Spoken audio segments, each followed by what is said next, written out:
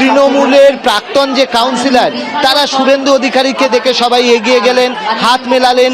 তার মধ্যে কারা রয়েছেন আমরা দেখেছি, ফিরহাদ হাকিম বিধায়ক এবং প্রাক্তন মেয়র, তিনি শুভেন্দু অধিকারীর সঙ্গে সৌজন্য বিনিময় সারলেন।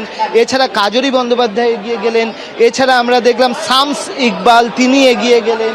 অন্যদিকে হচ্ছেন সবাই যারা যারা উপস্থিত হয়েছেন। আজকে প্রায় বলতে গেলে তৃণমূলের প্রাক্তন যারা সদ্য প্রাক্তন কাউন্সিলর অধিকাংশ উপস্থিত হয়েছেন, তাদেরকে আমন্ত্রণ জানানো হয়েছিল এবং তারা শুভেন্দু অধিকারী ঢোকার সময় তারা প্রায় হুড়োহুড়ি করে, অনন্যা বন্দ্যোপাধ্যায় সামনে দাঁড়িয়ে নমস্কার করছেন, তারা শুভেন্দু অধিকারীর ওপর প্রায় তাকে শুভেচ্ছা বিনিময় করতে ঝাঁপিয়ে পড়েন। এবং এখানে আমরা দেখতে পাচ্ছি যে মালা রায় এনসিপিআইতে যিনি যোগ দিয়েছেন তিনি রয়েছেন এখানে। এখানে কিন্তু শুভেন্দু অধিকারীকে ঘিরে যে একটা নতুন রাজনৈতিক তাৎপর্য রয়েছে আজকে তার এখানে আসার, শুধু মুখ্যমন্ত্রী হিসেবে নয়, তার সঙ্গে সঙ্গে তৃণমূলের প্রাক্তন কাউন্সিলরদের ডাকা এবং তাদের এখানে সৌজন্য বিনিময়, তার একটা আলাদা রাজনৈতিক তাৎপর্য কিন্তু এখানে আমরা দেখতে পাচ্ছি। এবং এখানে মালা রায়ের মতো সাংসদ, তিনি হচ্ছেন পুরসভার প্রাক্তন কাউন্সিলরও বটে, তারাও কিন্তু এখানে উপস্থিত রয়েছেন।